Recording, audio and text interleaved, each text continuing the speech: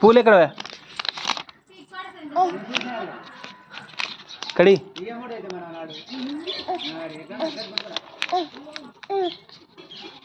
ఏం చేస్తావు? యాడికి పోతావు? అంగడికి పోతావు?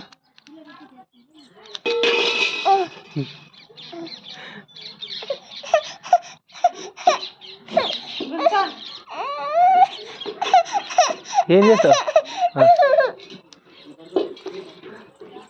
యాడికి పోతున్నావు?